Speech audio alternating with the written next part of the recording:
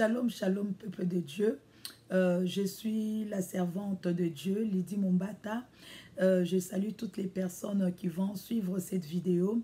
Je salue tous les abonnés de la chaîne La Voix Céleste de notre frère Alvin, que je salue vraiment et que je remercie d'ailleurs, lui qui nous a donné cet espace pour pouvoir exhorter le peuple de Dieu. C'est la première fois que je puisse passer ici, donc je ne suis pas connue du tout parce que je travaille souvent dans l'anonymat et Dieu m'a beaucoup dérangé, concernant les médias. Il m'a obligé maintenant de venir aussi s'occuper de ses enfants, de ses filles, de ses filles qui ont des problèmes et qui ne savent pas comment s'en sortir, parce que je suis une personne qui a passé par des moments très difficiles. Par la grâce de Dieu, on aura l'occasion, Dieu me permettra peut-être de faire passer mon témoignage pour que vous voyez d'où je viens, comment j'ai eu à traverser le désert et comment Dieu a eu à me donner la victoire et mon appel, parce que là, Dieu m'avait vraiment donné un fardeau pour aider également les mamans, les sœurs, les jeunes mariés, toutes ces mamans-là, toutes ces sœurs-là qui ont beaucoup de problèmes, mais qui ne savent pas comment remporter la victoire. Et il m'avait donné ces fardeaux. Déjà, il m'appelait.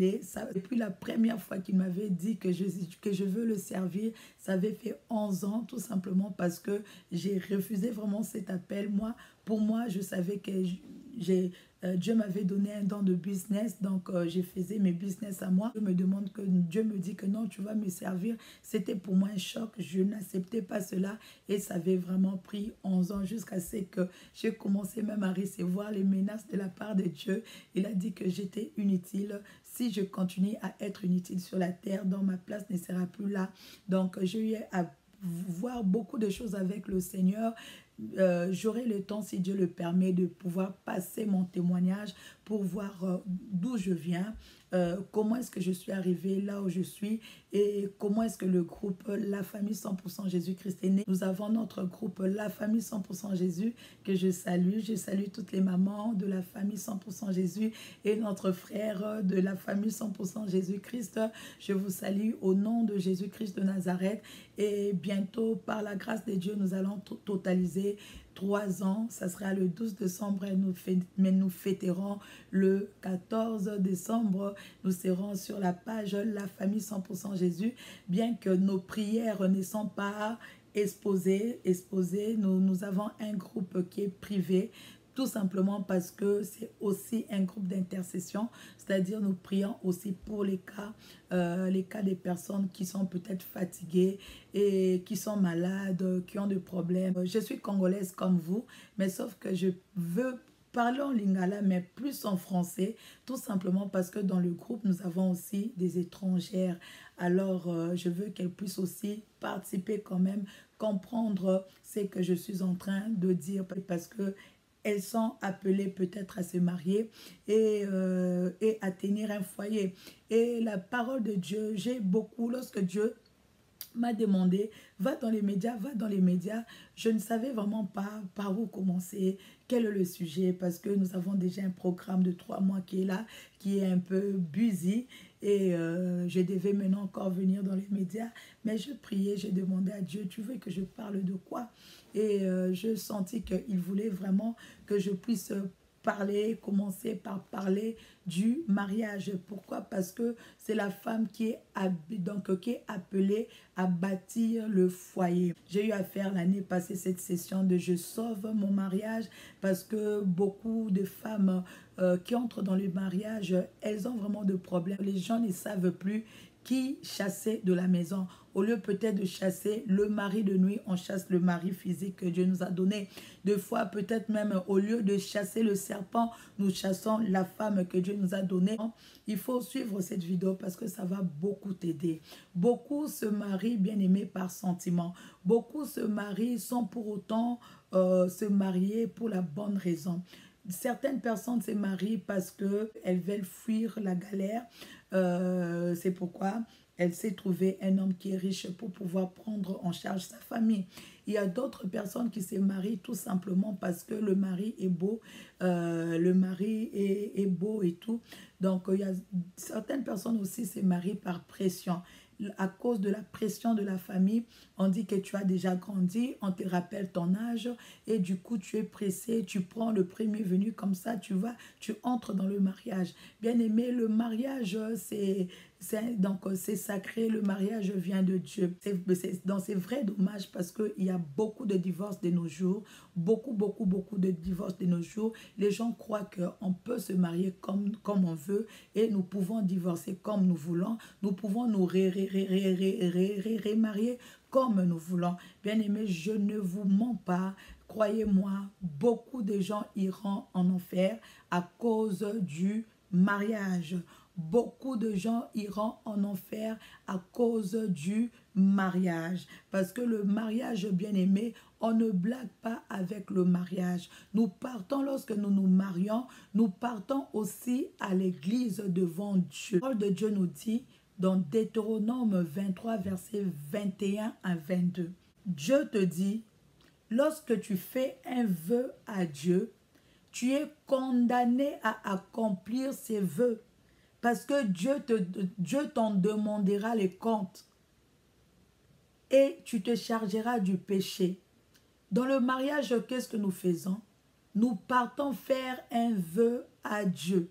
Nous partons à l'église et nous disons, je promets, je jure au nom de Dieu que je veux chérir cet homme, que je veux le respecter. Tu n'es pas une personne qui peut accepter la soumission, mais tu veux juste faire plaisir à ton quartier, que le quartier voit que tu t'es marié. Tu vas là-bas mentir à Dieu que tu vas aimer cet homme, tu vas le respecter, tu seras une femme soumise à Dieu. Par tes paroles, tu seras condamné et par tes paroles, tu seras justifié. Ne va pas, bien aimé, le mariage n'est pas obligatoire. Le mariage n'est pas obligatoire. Si tu ne te maries pas, je te dis nulle part dans la Bible, ceux qui ne vont pas se marier n'hériteront pas le royaume des cieux. Nulle part c'est écrit. Au contraire, l'apôtre Paul nous encourage même de rester célibataires. Pourquoi? Parce que le mariage bien-aimé, c'est à vie. Le mariage, ce n'est pas comme vous le dites là, c'est un contrat. Ce qui est simbi est simbi, ce qui est simbité est simbité. C'est-à-dire que c'est un contrat. Si ça marche, ça marche. Si ça ne marche pas, ça ne marche pas. Bien-aimé, là, tu te mens à toi-même. Dieu n'a jamais dit que c'était un contrat. Dieu n'a jamais dit, tu liras de Genèse à Apocalypse, tu ne verras nulle part où Jésus-Christ te l'a confirmé que c'est un contrat, ce qui est simbité. Donc, si ça marche, ça marche. Si ça ne marche pas, ça ne marche pas. Moi, en lisant la parole de Dieu, c'est que moi je sais, Dieu a dit que personne ne sépare, c'est que Dieu a joint. Lorsque tu te maries comme ça, bien-aimé, tu n'as plus le droit de séparer ce que Dieu a joint. Lorsque tu te maries, ton mari n'a plus le droit de se séparer de toi. Alléluia. La femme n'a pas le droit de séparer. Ni les juges, ni les avocats, ni les mamans Bokilo, ni les papas Bokilo, ni les beaux-pères, ni les belles-mères. Personne n'a le droit de séparer ce que Dieu a joint. Parce que de un, c'est un vœu que tu es parti faire à Dieu et Dieu scelle ton mariage. Il scelle cela parce que toi-même, Dieu ne t'efforce pas. C'est toi-même qui vas dire oui devant Dieu, devant les hommes, devant donc le maire, devant la famille. Tu dis oui, donc j'accepte de chérir cet homme, j'accepte de l'aimer jusqu'à ce que la mort nous sépare. La Bible te dit, vaut mieux pour toi de ne pas faire un vœu plutôt que de faire un vœu et de ne pas l'accomplir. Pour dire, le mariage bien-aimé, c'est un contrat à vie. Je sais que ça ne va pas plaire, mais je ne suis pas là pour plaire. Je suis là pour vous dire la vérité. Et cette vérité, je sais que ça va affranchir beaucoup de personnes. La Bible te dit, tu connaîtras la vérité. Donc la vérité t'affranchira. Bien-aimé, peut-être que tu es en train de penser au divorce. Peut-être que tu veux peut-être fuir ton mari. Tu veux peut-être même fuir ta femme. Tu es un homme, peut-être que tu peux tomber sur cette vidéo. Tu veux fuir ta femme bien-aimée. Sache que si tu es chrétien, si tu es déjà chrétien, si tu as déjà accepté Christ dans ta vie, le divorce n'est plus permis. Tu comprends? Dans le divorce, ce n'est plus permis, à moins que tu puisses régner Jésus. Mais sache que dans Matthieu 10, verset 33, Jésus-Christ dit, quiconque me régniera devant les hommes, je le régnierai aussi devant mon Père qui est dans les cieux. Il ne faut pas devenir païen. Tu commences à t'appeler païen pour divorcer.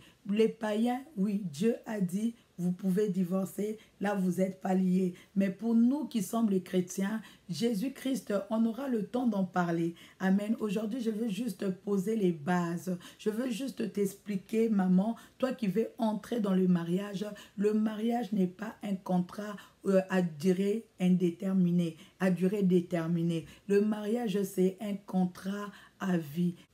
Et Jésus-Christ a dit dans Matthieu 19, versets 5 à 6, c'est pourquoi l'homme quittera son père et sa mère et s'attachera à sa femme. Ainsi, ils ne sont plus deux, ils sont une seule chair, que personne donc ne sépare, c'est que Dieu a joint.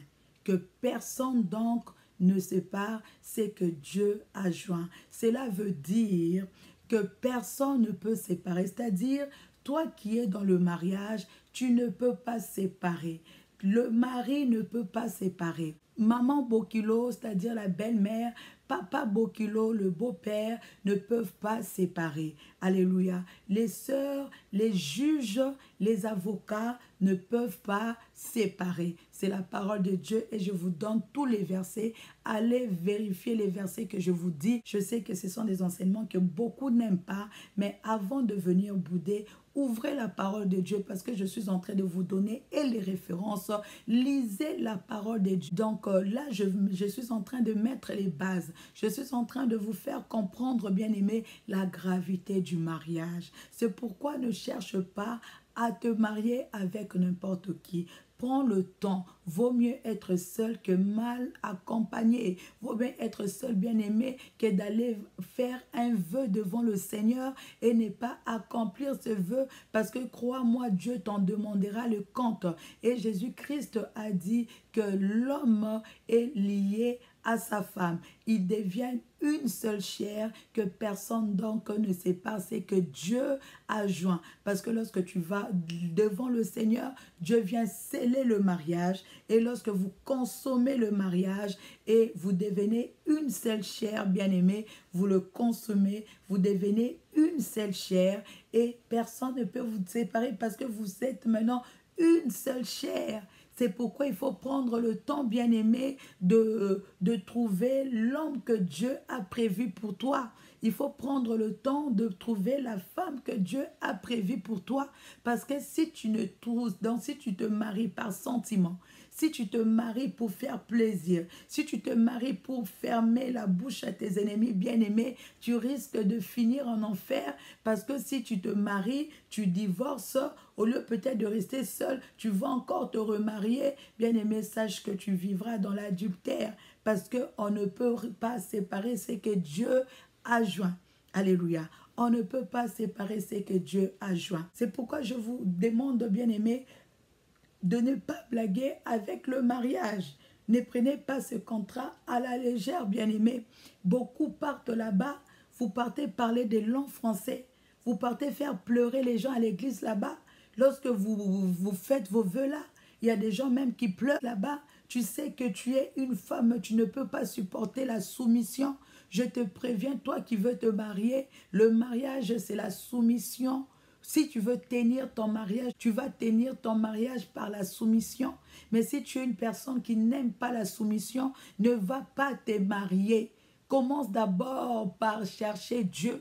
Commence d'abord par demander au Saint-Esprit de Dieu le fruit de l'Esprit qui est la tempérance, qui est la douceur, qui est la patience. Tu dois avoir les fruits de l'esprit, bien-aimé, pour pouvoir tenir dans le mariage. Sans fruit de l'esprit, tu vas gâcher le mariage, vous allez vous détruire, vous allez vous détester. Bien-aimé, ne gâche pas ta vie à cause du mariage. Ne gâche pas ta vie, bien-aimé, à cause de ces métals.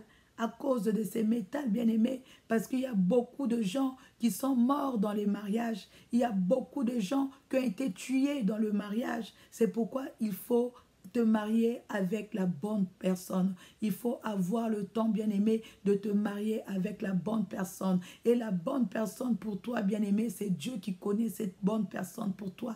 Alléluia. C'est pourquoi tu dois t'attacher à Dieu. Là, ne pas faire pleurer les gens à l'église parce que vous êtes des experts. Vous êtes des experts en vœux. Vous qui parlez beaucoup de français, là, vous êtes des experts en vœux. Vous partez là devant donc, le maire, vous partez devant Dieu, vous allez parler de langue français là-bas, vous allez faire pleurer les gens. Mais au fond de toi, tu sais que tu n'aimes pas la soumission. Au fond de toi, tu sais que tu n'aimes pas qu'on puisse te commander. Au fond de toi, tu sais que tu ne supportes pas avoir un chef, mais tu te permets quand même d'aller parler un langue français comme ça devant le Seigneur. Et tu fais pleurer même les papas, les mamans, les grands-parents. Tu les fais pleurer par les émotions. Toi-même aussi, tu pleures, bien-aimé. Mais en ton cœur, tu sais que tu n'as pas encore le fruit de l'esprit, bien-aimé. Mais tu es en train de te tromper toi-même. Le mariage n'est pas obligatoire. Tu dois prendre le temps. Tu dois prendre le temps de prier. Tu dois prendre le temps de t'attacher à Dieu. C'est pourquoi l'apôtre Paul a dit dans 1 Corinthiens 7, bien-aimé, si vous lisez l'apôtre Paul a parlé à des personnes qui ne sont pas mariées. L'apôtre Paul te dit dans 1 Corinthiens verset 32, pour les non-mariés, occupez-vous des choses de Dieu, des moyens à plaire à Dieu. Alléluia. Occupe-toi, toi qui n'es pas encore marié, tu es peut-être une maman, tu es peut-être une jeune fille, au lieu de t'occuper de novelas, au lieu de regarder les séries, les top modèles, et puis vouloir appliquer les séries dans ton foyer, bien-aimé, et tu vas détruire ton foyer. La Bible te dit dans 1 Corinthiens verset 7, verset 32, occupe-toi. Donc, occupe-toi des choses de Dieu, des moyens à plaire à Dieu. Pourquoi? Parce que tu dois acquérir de la sagesse. Lorsque tu t'occupes des choses de Dieu, bien-aimé, tu seras enseigné et tu vas acquérir de la sagesse. Et cette sagesse-là, bien-aimé, te permettra de bâtir ta maison. Parce que lorsque tu t'attaches à Dieu, tu t'occupes des choses de Dieu, le Saint-Esprit de Dieu te transforme, le Saint-Esprit de Dieu transforme ton cœur, il va te communiquer le fruit de l'Esprit dont tu as besoin pour le mariage, parce que le mariage va t'obliger, bien-aimé, de supporter certaines choses, bien-aimé. Alors si tu as la patience, si tu as l'amour, si tu as la bénignité, si tu as la tempérance, bien-aimé, tu pourras bâtir ton foyer, parce que c'est la sage femme qui bâtit sa maison. Dans la crainte du Seigneur, c'est le commencement de la sagesse. Et comment tu vas arriver à craindre le Seigneur, bien-aimé, lorsque tu es en contact avec Dieu par la prière, par la communion fraternelle, par les enseignements, bien-aimés. C'est comme ça que tu vas acquérir la sagesse, et cette sagesse-là te permettra à maintenir ton foyer, de faire des années de mariage jusqu'à ce que la mort te sépare de ton mari. Parce que si tu ne fais pas cela, tu risques de d'entrer dans un mariage, tu vas divorcer, tu vas te remarier, remarier, bien-aimé. Mais ça, ce n'est pas la volonté de Dieu pour nous les chrétiens. Bien-aimé, tu liras la Bible de Genèse à Apocalypse, tu ne verras aucune femme de Dieu avoir deux maris. Tu ne verras aucune femme de Dieu divorcer et puis se marier. Sarah n'a jamais divorcé, il n'a jamais eu de mari. Alléluia. Rebecca n'a jamais divorcé. Alléluia. Naomi n'avait jamais divorcé. Bien-aimé, toutes ces femmes-là de Dieu, bien-aimé, n'ont jamais divorcé. C'est la mort qui les a séparées de leur mari. Aujourd'hui, dans notre génération, la Bible te dit que Dieu ne change pas. Il est le même hier, aujourd'hui, éternellement. Bien-aimé, Dieu ne supporte pas le mari. Le deuxième mariage, les gens ne vont peut-être pas aimer, mais c'est ça la parole de Dieu. Je fais un effort, bien-aimé, de vous communiquer directement et les versets pour que vous puissiez vous-même aller lire la parole de Dieu, bien-aimé. Ne prenez pas le mariage à la légère. Ne prenez pas le mariage à la légère, parce que tu risques même de rater le ciel, bien-aimé. Lorsque tu fais un vœu, à Dieu, tu dois ne pas tarder, ne tarde pas à l'accomplir parce que Dieu te demandera les comptes, bien-aimé. Si tu n'es pas sûr de ce mari-là, de cet homme-là avec qui tu es, ne te marie pas. Si tu ne l'aimes pas assez, ne te marie pas. Qu'on ne puisse pas te forcer. Ne va pas dans un mariage par pression. Ne va pas dans un mariage bien-aimé par pression. Va dans un mariage lorsque tu es sûr c'est vraiment le choix de Dieu pour toi. Sinon, tu risqueras de divorcer, de te remarier. Pourtant, ce n'est pas la volonté de Dieu. Le mariage, ce n'est pas un contrat comme je vois beaucoup l'écrire sur les réseaux sociaux. Bien-aimé, Dieu n'est pas dans vos choses-là. C'est que l'homme me considère, la parole de Dieu te dit, c'est que Dieu ne considère pas ce que l'homme considère. Nous pouvons considérer le divorce, mais Dieu ne considère pas ce divorce. Et il a encore dit que ça sera peut-être prochainement. Nous sommes séparés de nos maris après la mort. Alléluia. Tant que l'autre vivra, si tu te maries, on t'appelle adultère. Si Dieu considérait le divorce des juges, si Dieu considérait, pourquoi on va encore nous appeler les adultères? Parce que nous sommes déjà séparés, parce que nous sommes divorcés. Alléluia. Donc, on aura le temps d'en parler. Dieu veut que je puisse vous dire la vérité, bien-aimés. Ce n'est pas tout le monde qui a la grâce, qui aura peut-être ma grâce. Moi, lorsque je suis entrée dans les mariages, bien-aimés, je ne connaissais pas le Seigneur. Je ne priais pas. J'étais encore dans le yenge. J'étais dans la vie. Je suis entrée dans le mariage juste comme ça. Mais Dieu m'a fait grâce, bien-aimé, de le connaître dans le mariage. Mais dommage, ce n'est pas donné à tout le monde. Parce que nous avons vu des drames dans les mariages. Nous avons vu les gens, donc une femme brûler son mari dans le mariage. On a vu l'homme tuer la femme dans le mariage. C'est pourquoi il ne faut pas te marier avec n'importe qui. Ne te marie pas par sentiment. Ne te marie pas pour faire plaisir à qui que ce soit. Marie-toi lorsque tu trouves l'homme que Dieu a prévu pour toi.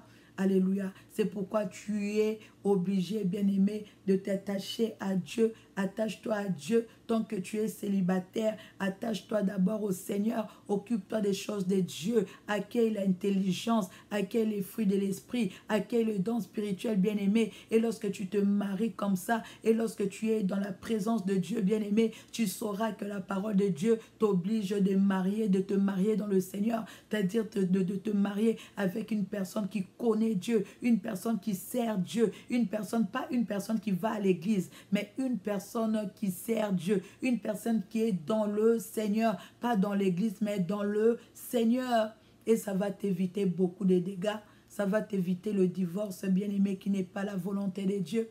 Parce qu'aujourd'hui, on s'est marié à 16 heures, on divorce à 18 heures et les gens trouvent que c'est normal. On s'est marié à janvier, on divorce au mois de mars, les gens trouvent que c'est normal. Les mariages maintenant font 1 année, font 2 ans, font 3 ans. Et lorsque tu es dans le mariage, lorsque tu n'as pas l'esprit de discernement, tu risques de chasser ton mari et pourtant tu es un mari de nuit. Et le mari va chasser la femme. Au lieu de chasser la femme de nuit, il chasse la femme que Dieu lui avait donnée. Au lieu de chasser les serpents, tu vas aller divorcer. Pourtant, c'est les serpents qui est à la base peut-être de ton mariage, donc qui veut te faire divorcer. Parce que le combat, notre combat bien-aimé, nous savons que le mariage est combattu. Dans notre combat se situe au niveau de l'esprit, donc au niveau spirituel. Donc nous ne combattons pas contre la chair et le sang, mais nous combattons contre les principautés, contre les dominations, contre les princes de ce monde. Alléluia. Que Dieu vous bénisse abondamment, abondamment. Vous allez me voir, je reviendrai encore peut-être 3, 4 ou 5 fois pour pouvoir faire cette série sur le mariage. Je veux aider une sœur qui veut peut-être se marier. Je veux aider peut-être par la grâce de Dieu, bien sûr, une femme qui est peut-être fatiguée, amen, qui est fatiguée de son mariage, qui ne sait pas comment faire, amen, qui a entendu peut-être qu'elle ne peut pas divorcer et maintenant là, elle est déjà fatiguée de ce mariage et comment faire pour réallumer, pour gagner peut-être cet homme-là qui est déjà peut-être parti, pour faire revenir ton homme bien-aimé. La grâce de Dieu, nous allons revenir. Aujourd'hui, je voulais juste vous expliquer que le mariage, c'est un contrat à vie. Alléluia. Car Dieu a dit que personne ne sépare. Et lorsque tu vas devant le maire bien-aimé, devant l'église bien-aimée, lorsque tu fais un vœu à Dieu, tu dois accomplir ces vœux. Vaut mieux pour toi, bien-aimé, de ne pas faire un vœu que d'en faire et de ne pas l'accomplir. Alléluia. C'est pourquoi ne te marie pas. Marie-toi lorsque c'est le temps de Dieu. Prochainement, nous allons voir le rôle de la femme dans le mariage. Pourquoi tu dois te marier? Alléluia. Pourquoi tu dois te marier? Parce que là, je viens de te dire, ne te marie pas pour fuir la souffrance. Ne te marie pas parce que à cause de l'âge, ne te marie pas à cause de l'âge, ne te marie pas parce que tu as 40 ans, tu as 42 ans, non, marie-toi au temps de Dieu. Et nous allons maintenant comprendre c'est quoi le rôle de la femme, pourquoi tu vas dans un mariage, alléluia. Et nous reviendrons la semaine prochaine pour parler du rôle de la femme, donc de ton rôle, la femme, dans le mariage. C'est pourquoi sois toujours branché. Nous viendrons ici chez notre frère Alvin pour vous parler du rôle du mariage. Que Dieu vous bénisse abondamment, abondamment. C'est Maman Lydie. Le numéro sera affiché. Si tu as des questions, tu veux peut-être poser des questions, tu veux une aide, vous pouvez soit appeler le numéro qui va s'afficher. Malheureusement, je n'ai pas encore retenu mon numéro parce que c'est un nouveau numéro. Je viens de changer les numéros.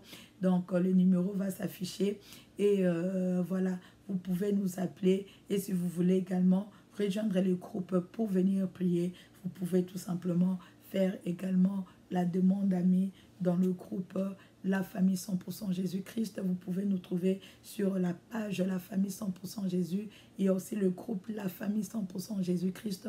Mais c'est mieux de m'écrire sur la page d'abord. Comme ça, je veux te faire entrer dans le groupe Andre. Que Dieu vous bénisse abondamment, abondamment. Nous serons là la semaine prochaine pour parler du rôle rôle de la femme dans le mariage. Que Dieu vous bénisse abondamment, abondamment. Bye.